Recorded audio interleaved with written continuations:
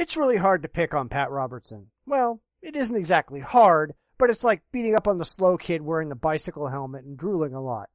Since it's such low-hanging fruit, though, I tend to avoid it most of the time, although, because he has such a large audience, an estimated 900,000 viewers every week, it's probably important to point out some of the batshit insane stuff that Robertson has to say, just so that people understand what those who debate the fundamentalist wackadoo crazies are up against. So, here's a short look at Robertson's latest load of wignuttery. Enjoy.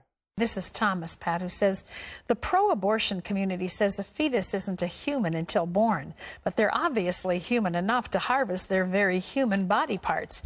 Yet there are legal experts that say these actions may fall within legal parameters. How could this kind of sociopathic hypocrisy possibly be legal? Before we get to Pat, though, I wanted to say something here that seems to be a source of major confusion among not only the religious right, but for a lot of people. A fetus is human from the instant of conception. It simply isn't a protected human that gains any kind of human rights or protections under the law, at least until late in the pregnancy. A lot of people seem to think that it's got to be something non-human, which is absurd. Its DNA is 100% human, it's not a fish. But just because it's human doesn't make it magically special, as a lot of anti-abortion people like Robertson might want to think. The whole thing is screwed up. When you have Roe versus Wade was called Blackman's abortion. It didn't base on any law whatsoever, and he made it up on faulty sociological grounds. And we have this confusion. The Supreme Court has ruled on so many things, and they've messed things up because they haven't allowed the reason or our collective consciousness to play, but they've come up with these strange rules. Same thing about separation of church and state, etc. Pat, you, like a lot of evangelicals, don't understand what the Supreme Court exists to do. It isn't there to look at things morally. They exist to look at laws and make rulings based on the United States Constitution, the highest law in the land. Now, I will agree with you that there have been a lot of screwed up rulings recently, but those aren't the ones that you mean, I'm sure. Separation of church and state is absolutely constitutional. So are things like civil rights, gay marriage, etc. Where things start to go sideways is when the individual justices decide that they're going to rule based on their own feelings, political ideologies, and religious beliefs. That is not what any of them are on the court to do. That's led to horrible rulings like Hobby Lobby, which they're undoubtedly going to have to walk back because it makes no sense constitutionally.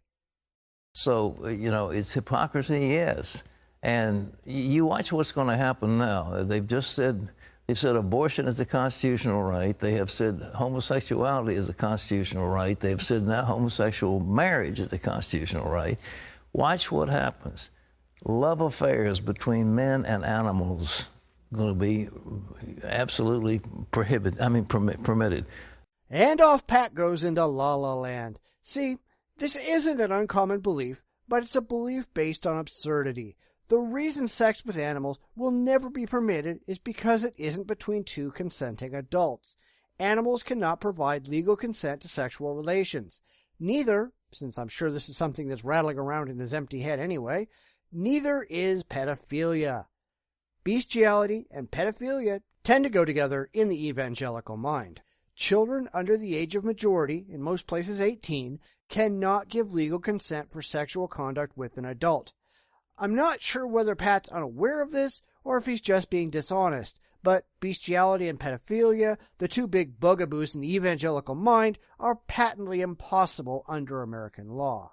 Polygamy, without question, is going to be permitted, and it will be called all right. And more and more and more, they're going to break down the barriers. There have been groups that have been trying to push that for a long time. Well, they're going to succeed now because intellectually you can't get around these Supreme Court decisions. Yeah. See, what did I tell you? As for polygamy, personally I have little problem with it as long as they can work out all the inherent issues before it becomes legal. Our legal system has been designed around binary relationships, such that when two partners go their separate ways, the relationship is no longer an ongoing concern. That's not the case with a polygamous relationship. If 3 people get married and one person wants to walk away, the relationship isn't over.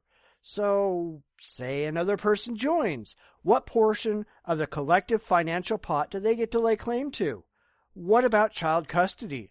Who gets custody of any children should someone walk away from the marriage?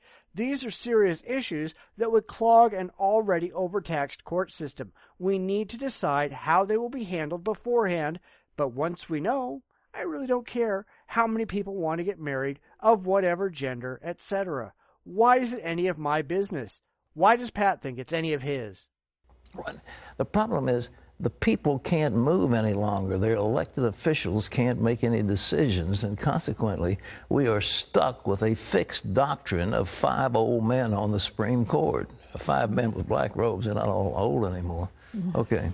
Imagine that, Pat. You live in a constitutional, democratic republic where the Constitution is the highest law of the land, and the court that is set up in the Constitution to make legal determinations based on that Constitution is actually doing it, and you just don't like the decisions that they're making. That's really why modern-day evangelicals are running around like chickens with their heads cut off. They're used to being in charge and having their beliefs not only respected, but revered. Today, that's not happening.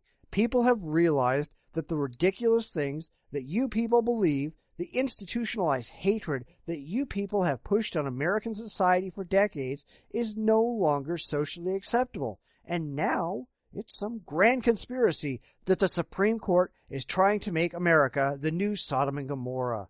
And you wonder why we all point and laugh at you. Get used to it. Your time has come and gone.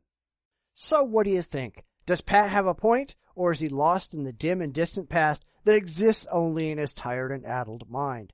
Please let me know in the comments, and let's have a discussion. While you're there, make sure you like, subscribe, and share the video. We can't have a larger debate without a wide variety of participants. Thanks for listening. Make sure to look for more, hopefully entertaining videos coming soon.